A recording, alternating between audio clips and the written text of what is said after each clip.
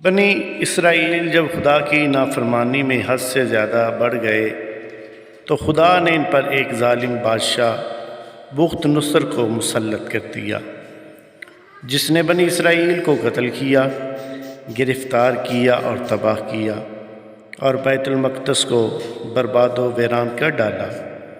حضرت عزیر علیہ السلام ایک دن شہر میں تشریف لائے تو آپ علیہ السلام نے شہر کی ویرانی و بربادی کو دیکھا۔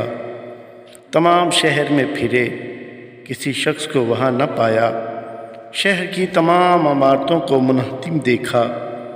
یہ منظر دیکھ کر آپ نے برائے تعجب فرمایا، انی یحیی ھذہ اللہ بعد موتہا، یعنی اللہ اس شہر کی موت کے بعد اسے پھر کیسے زندہ فرمائے گا۔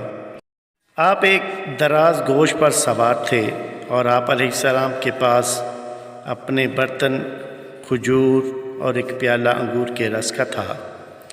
آپ علیہ السلام نے اپنے دراز گوش کو ایک درخت سے باندھا اور اس درخت کے نیچے آپ علیہ السلام سو گئے۔ جب سو گئے تو خدا نے اسی حالت میں آپ کی روح قبض کر لی اور وہ گدھا بھی مر گیا۔ اس واقعے کے 70 سال بعد اللہ تعالیٰ نے شاہان فارس میں سے ایک بادشاہ کو مسلط کیا اور وہ اپنی فوجیں لے کر بیت المقدس پہنچا اور اس کو پہلے سے بھی بہتر طریقوں پر آباد کیا، اور بنی اسرائیل میں سے جو لوگ باقی رہے تھے خدا تعالیٰ انہیں پھر یہاں لایا، اور پھر وہ بیت المقدس اور اس کے نواح میں آباد ہوئے اور ان کی تعداد بڑھتی رہی۔ اس زمانے میں اللہ تعالیٰ نے حضرت عزیر علیہ السلام کو دنیا کی آنکھوں سے پوشیدہ رکھا اور کوئی آپ علیہ السلام کو دیکھ نہ سکا۔ جب آپ کی وفات کو 100 سال گزر گئے تو اللہ تعالیٰ نے دوبارہ آپ کو زندہ کیا۔ پہلے آنکھوں میں جان آئی، ابھی تمام جسم مردہ تھا، وہ آپ کے دیکھتے ہی دیکھتے زندہ کیا گیا۔ جس وقت آپ علیہ السلام سوئے تھے وہ صبح کا وقت تھا، اور 100 سال کے بعد جب آپ دوبارہ زندہ کیے گئے تو یہ شام کا وقت تھا۔ خدا نے پوچھا، ہے عزیر تم یہاں کتنا ٹھہرے؟ آپ نے اندازے سے عرض کیا کہ 1 دن یا کچھ کم۔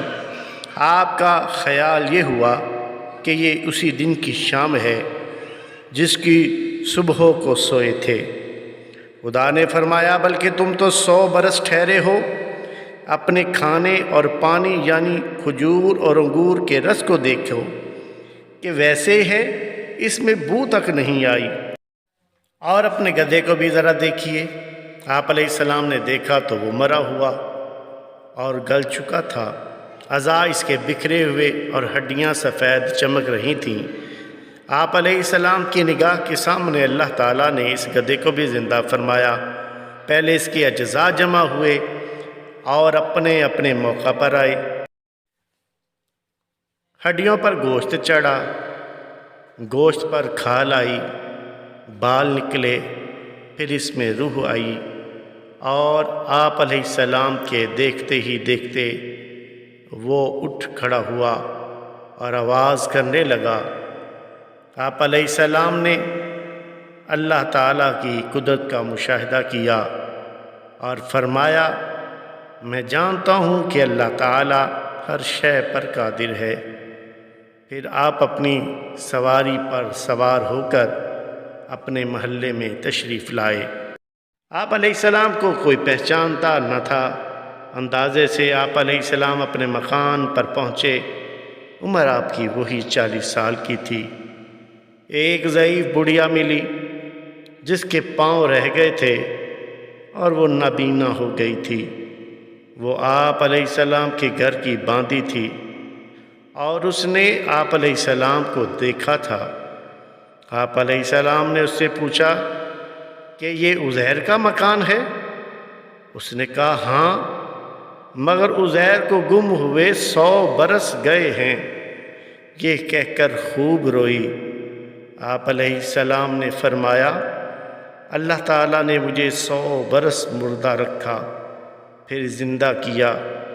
بڑھیا بولی، عزیر علیہ السلام مستجاب الدعوات تھے، جو دعا کرتے قبول ہو جایا کرتی تھی۔ اگر آپ عزیر ہیں تو دعا کیجئے کہ میں بینا ہو جاؤں تاکہ میں اپنی آنکھوں سے آپ علیہ السلام کو دیکھوں۔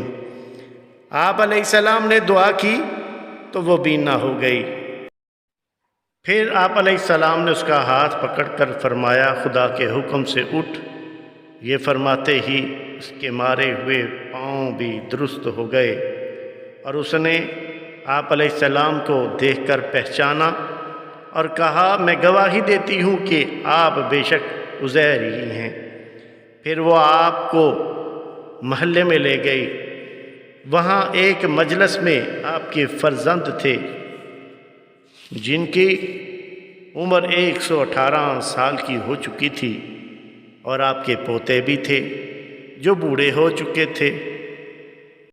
بڑھیا نے مجلس میں پکارا، یہ حضرت عزیر علیہ السلام تشریف لائے ہیں۔ اہل مجلس نے اس بات کو جھٹلایا۔